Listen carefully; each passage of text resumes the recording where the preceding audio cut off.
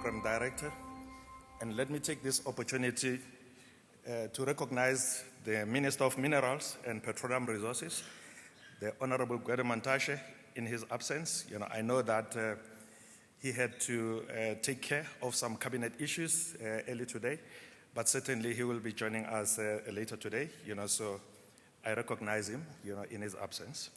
Director General of Mineral and Petroleum Resources, Mr. Jacob Mbele, Deputy Director General of Minerals and Petroleum Resources, Mr. Tsidiso Maqhubela, Board of Governors of the Fuels Industry Association of South Africa, members of the Fuels Industry Association of South Africa, Chief Executive of the Fuels Industry Association of South Africa, Mr. Abafani Chifularo, distinguished guests, industry leaders, colleagues and partners, Ngite Sanbonani, Molweni, Ndimashironi, Abshen, Dumelang, and good morning.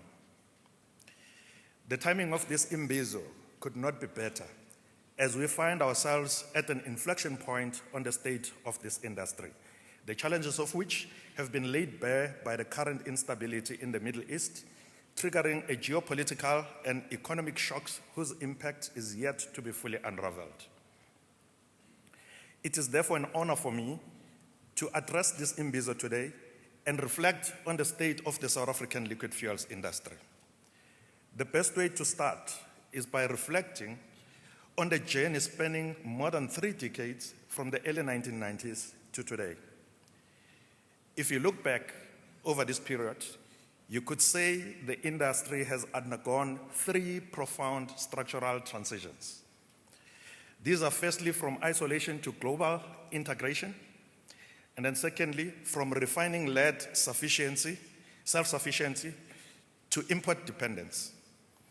And thirdly, and now, from carbon-intensive fuels towards energy transition and decarbonization. And to do justice to this, I would like to place these on 3 time periods, which are the early 1990s to mid-2000s, and then the mid-2000s to the late 2010s, and then finally the period 2020 to the present. The early 1990s to mid-2000s are a transition, from isolation to integration. So if you look back over the last 35 years, that is from the early 90s, you could say South Africa's fuels industry was fundamentally shaped by geopolitics. Before the 90s, South Africa had invested heavily in strategic self-sufficiency, which was anchored on synthetic fuels from coal and later supplemented by gas. This capability, also led by Sasol, gave South Africa a unique resilience against crude oil supply shocks, a capability that remains strategically relevant today. With the advent of democracy in 1994, South Africa reintegrated into global markets. Refining capacity expanded and matured. The country transitioned into a balanced system combining domestic refining, synthetic fuels, and imported crude oil. By the early 2000s, South Africa operated multiple refineries, about 6 to be exact, Petro SA, Supref, NREF, Natref, Secunda, and the old Calref, which is now Astron Refinery. The country produced the majority of its fuel locally, and in some cases even exported refined products. You could call this the golden age of stability in the South African liquid fuels market. Then we transitioned into a period I term stability under pressure, which was the mid-2000s to the late 2010s. This next phase lasted roughly from about 2005 to about 2019. This period was characterized by increasing structural pressures on the refining model. 3 major dynamics emerged during this period. Firstly, the advent of a growing fuel demand versus structural constraints.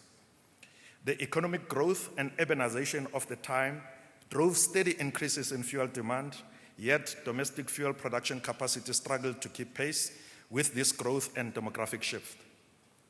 Then we saw rising import dependence, where South Africa began importing more crude oil to satisfy this growing demand and increasingly refined product imports. Then a major shift occurred around 2006, when the country transitioned from net exporter to net importer of refined fuels. In the midst of this, policy and regulatory frictions started to emerge. The so-called energy trilemma, which refers to the core challenge of balancing three equally essential yet often conflicting goals of energy security, energy equity, and environmental sustainability, started to take center stage of the energy narrative and by extension, energy policy and regulatory shift. The introduction of clean fuel specifications from 2006 onwards created a bit of tension with policy and regulatory push for industry compliance and in a way created a dichotomy between environmental objectives versus capital investment requirements for refinery upgrades. At the same time, we saw infrastructure expansion where pipelines, storage capacity, and fuel logistics expanded to support inland demand, particularly Gauteng, reinforcing the Durban to Gauteng corridor as the backbone of the liquid fuel supply chain. This again supported a market structure shift that was rapidly transitioning into refined product import-led market.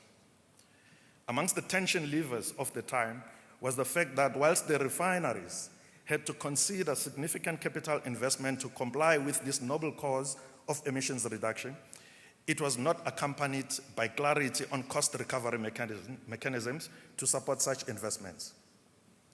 This then led to the current state of affairs that I refer to as a period of a structural break in the South African liquid fuels environment.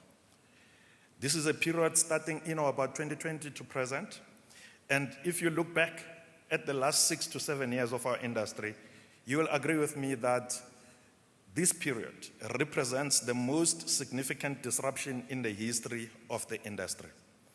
This is represented by a trend of a collapse in local refining, transition to import dependency, and a decline in energy sovereignty.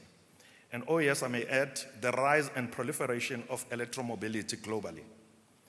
Underpinning the collapse of local refining capacity, we've seen a series of events leading to the shutdown of multiple refineries.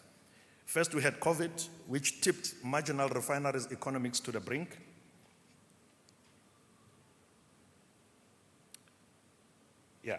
And then fires, explosions, and flood damage. Economic non-viability of upgrades due to no cost recovery mechanism. Structural underinvestment, because there was no return, clarity on the model. And the result is that South Africa lost approximately half of its refining capacity in recent years. So previously, the country had 6 refineries with an installed capacity of over 700,000 barrels per day, supplying the bulk of demand. Today, only 3 refineries, Astron, Secunda, and Natref, and together have installed capacity of only 360 barrels per day and remain operational. They supply about 40% of market demand, and the balance is supplied through imports. So yes, the South African market has now transitioned, to import dependency. The country is now structurally reliant on imports, as the demand of about 26 billion liters now exceeds domestic production. Imports cover a larger and growing share of the local fuels consumption. We know that more than 60% of fuel demand may be met through imports, exposing the economy to global volatility. And as Warren Buffett once retorted, when the tide goes down, you can quickly see who's been swimming naked. The current geopolitical challenge in the Middle East reminds us of this adage. This is a decline in South Africa's energy sovereignty, I must say, and risks the country of not just energy security, and neither is it a shift just in the economic sense. It is a strategic shift. South Africa has moved from energy resilience to external dependency. This comes with heightened exposure to geopolitical shocks, supply chains, and currency volatility. And the structural role of synthetic fuels, should also be mentioned, in this regard. As across all 3 decades, one constant has been the role of local synthetic fuels production. Coal to liquids and gas-to-liquid technologies continue to supply a significant share of the national demand. These capabilities provide supply stability, price buffering, and strategic independence. In the current environment, this capability has shifted from a legacy system to a critical pillar of national energy security. And in this reality, in this industrial reality today, the South African liquid fuels industry is defined by 5 structural realities. Number 1, import dependence, where domestic production meets only a portion of demand, and imports drive pricing dynamics through import parity-based pricing mechanisms. Number 2, constrained refining economics. Here we see the context of aging infrastructure and high upgrade costs challenging viability. We know that global trends favor large mega refineries over our smaller domestic refining assets. South African refineries are positioned 4th on the Solomon Index's World Best Refineries Index, further constraining the economics and competitiveness of our local refining. This means the remaining refineries need to work together and even closer with government, so government can respond with enabling policies and regulation that preserves these national assets. We see security of supply as a 3rd point, where increasing reliance on global supply chains introduces geopolitical exposure, such as the current Middle East crisis. Logistics risks, such as the congestion in the Island View precinct, inclement pipeline tariffs, pipeline hot tappings, and others, are the risks that we face today.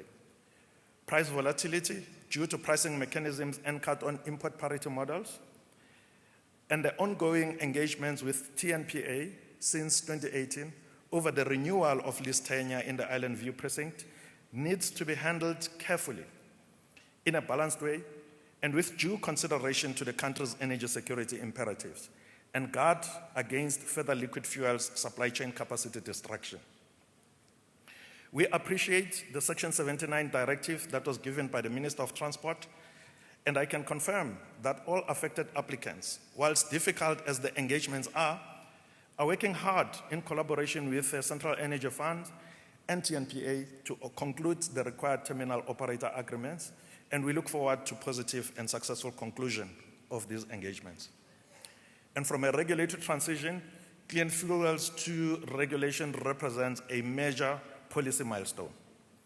Whilst it enables modern technologies, preservation, and possibly growth of the South African automotive sector and environmental protection, it must be noted that it requires significant capital investment and system adaptation. Energy transition pressures are on our doors, and we must be responsive to them with innovations and investments that keep the industry in tune with these developments. Decarbonization, electrification, and new energy vehicles are reshaping long-term demand. Whilst electromobility may seem to be tracking behind the curve, I am convinced that it will start rising in the market, and we must not only be ready for it, but shape the structure and its economics in such a way that it ensures a sustainable new energy mobility value chain. We should not lose sight of the fact that the liquid fuels value chain in South Africa is also decarbonizing, with the introduction of renewable and including biofuels to support both lower carbon energy supplies for both industry, farming, and mobility. Secunda and Natref refineries are already producing renewable fuels, such as renewable diesel and sustainable aviation fuel. We look forward to discussions on biofuels later today, so these can be unpacked. Regulatory support need to pace up support for these developments so that this transition can be a shared project delivered collaboratively with government and industry for our country. And so what does this road ahead look like? Well, there are strategic choices that need to be made. The industry faces a set of pivotal strategic questions that need to be answered with key, timely, and focused interventions. The questions are centered on the following topics. Number 1, domestic fuel production capacity versus imports. Do we rebuild and modernize local refining, or do we optimize import-based supply systems and infrastructure, or both? And what is the role of policy and regulation in this regard? Number two, security versus cost. What balance do we strike between lowest cost import supply and strategic resilience that also protect industrial capacity and job preservation in the country? Transition versus continuity. How do we support decarbonization, the 4 Ds of energy transition, which include decentralization, deregulation, and digitalization, whilst ensuring affordability and reliability in the near term? Can we define the role of gas and new fuels? And maybe finally address the role and security of gas supply. As you know, South Africa imports the bulk of the LPG in the country. But also, piped natural gas, that as we would know, we've got the concept of the so-called gas cliff, where natural gas supplies from Mozambique is in decline, and risks wiping off major industrial players who operate large furnaces that require natural gas feed as sustainable primary energy supply. Liquefied natural gas, regional and domestic gas discoveries, biofuels, non-HEFA sustainable fuels, and hydrogen are emerging, not as a replacement, but as complements to the fuels supply system. So to conclude, we are facing a system at a crossroad. Over the past 35 years, South African liquid fuels industry has moved from self-sufficiency to market integration and to import dependency. Today, we stand at a critical inflection point. The choices we make now will determine whether the next decade is defined by fragility and external dependence or resilience and strategic repositioning. With all the challenges above, the opportunity before us is clear. It is to reimagine the fuels industry as an integrated energy value chain that balances security of supply, price stability, economic competitiveness, and environmental sustainability. I hope we take this opportunity today and tomorrow to lay the seeds of growth and sustainability of this industry. We owe it to our forebears who have taken us this far. We owe it to ourselves to keep this industry vibrant and protect current and future value. We owe it to our children to set them up for a sustainable and better future. We dare not fail. As I close, please allow me to express my sincere gratitude to the Honorable Minister and government representatives for their leadership and continued engagements with the industry. To our speakers, panelists, and moderators for your willingness to share insights and expertise. To our sponsors and partners for your support. And to our Chief Executive, Mr. Fani Chifularo, and FIASA Secretariat, thank you for the extraordinary work that has gone into making this Imbizo a reality. On behalf of the Board of Governors of the Fuels Industry Association of South Africa and myself, I extend our deepest gratitude to every speaker, moderator, panelist, sponsor, delegate who has invested in this platform. South Africa needs a fuels industry that is resilient, responsive, and ready for the future. Gathered in this room today, I believe we are that industry. It is now my honor and privilege to declare the inaugural Fuels Industry Association of South Africa Annual Imbizo 2026 officially open.